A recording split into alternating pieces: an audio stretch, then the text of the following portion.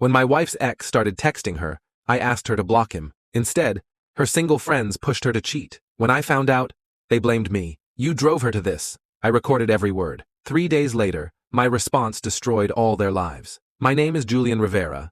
I'm 32 years old, and I work as a cybersecurity consultant for a large firm based out of San Francisco. The beauty of my career is the remote flexibility.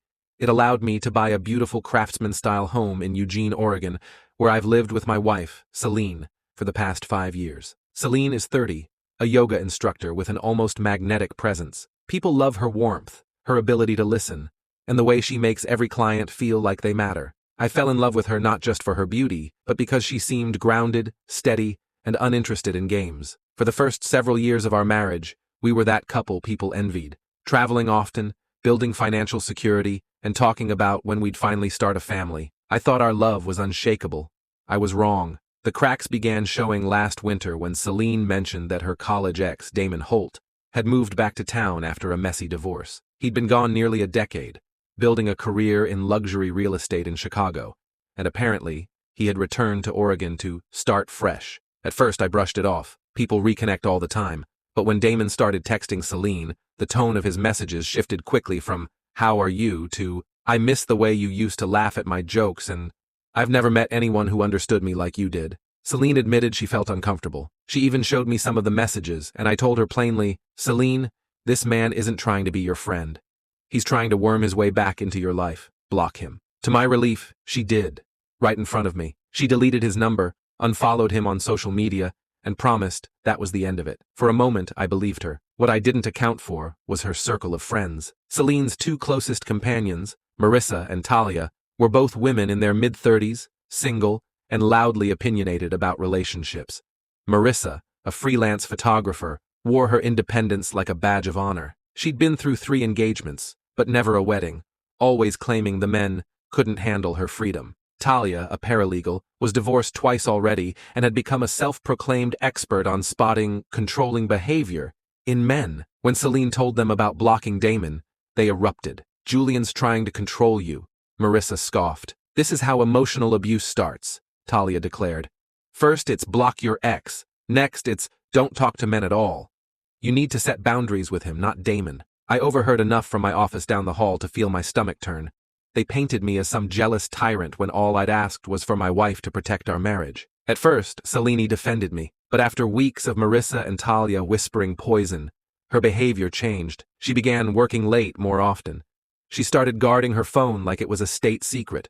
Always face down, always carried into the bathroom. Our conversations thinned out. One night, I casually asked if she'd spoken to Damon since blocking him. Celine hesitated, then admitted her friends convinced her that cutting him off was too extreme. "We're just talking as friends," she said.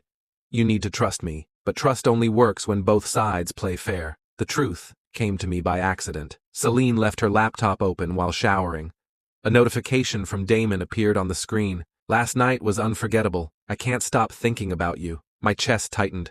Against every instinct to respect her privacy, I opened the thread. What I found gutted me. Weeks of messages detailing coffee meetups that turned into long nights at his apartment. Celine reminiscing about their college days, writing that I was safe but dull, while Damon was wild, unpredictable, and alive. One line burned into me forever. "I think I mistook security for love. Julian feels like a husband, but Damon feels like home." I screenshot everything, every text, every photo, and stored them on a secure drive. That night, Celine walked in, sweaty from what she claimed was an evening yoga class. I was waiting in the living room with printed transcripts of her messages spread across the coffee table, her face drained of color. "Julian, I said calmly. "I don't want excuses. I just want the truth." For the first time in our marriage, Celine was brutally honest. She admitted Damon had always been the one who got away.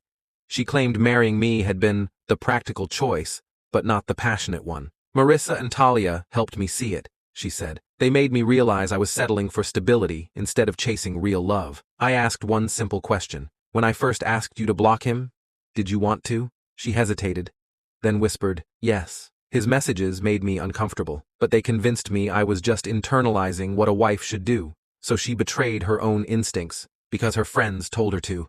I didn't rage, I didn't scream. I recorded her confession on my phone, quietly. Over the next 3 days, I prepared.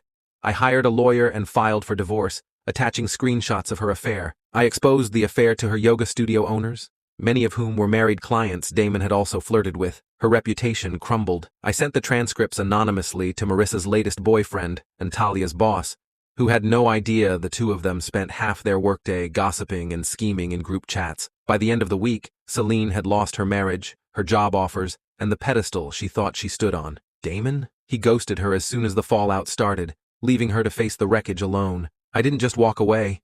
I walked away with my dignity intact, and their entire circle of toxicity collapsed on itself. Celine's friends screamed at me, calling me vindictive, but I didn't destroy them.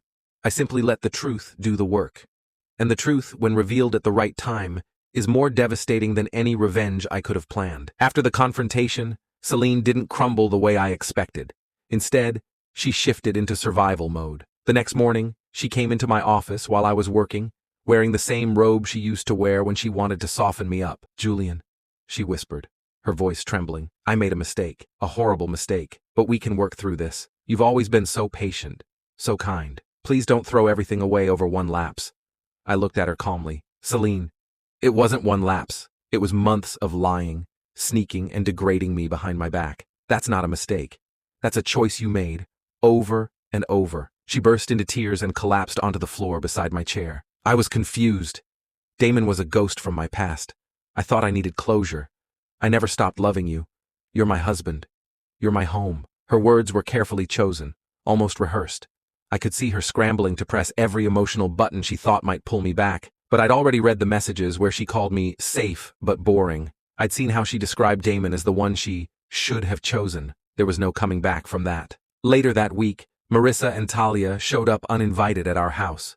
Marissa crossed her arms, glaring at me like I was the villain. "You're seriously ending your marriage over this? Do you have any idea how controlling you look right now?" Talia chimed in, her voice dripping with contempt. "Celine told us everything.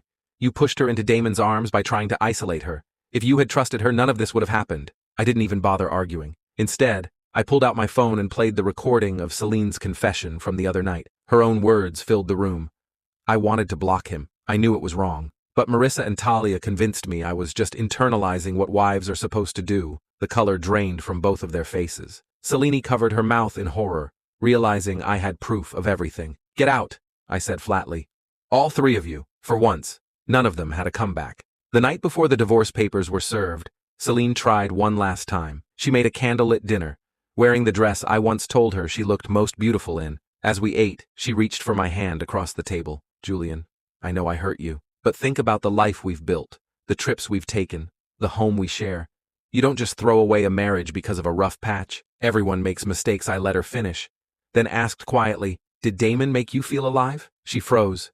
Then slowly, she nodded. "Then you need to go be alive with him, because I'll never let you make me feel small again." Her face crumpled. She begged, pleaded, tried to use every memory, every bond, every dream we once shared.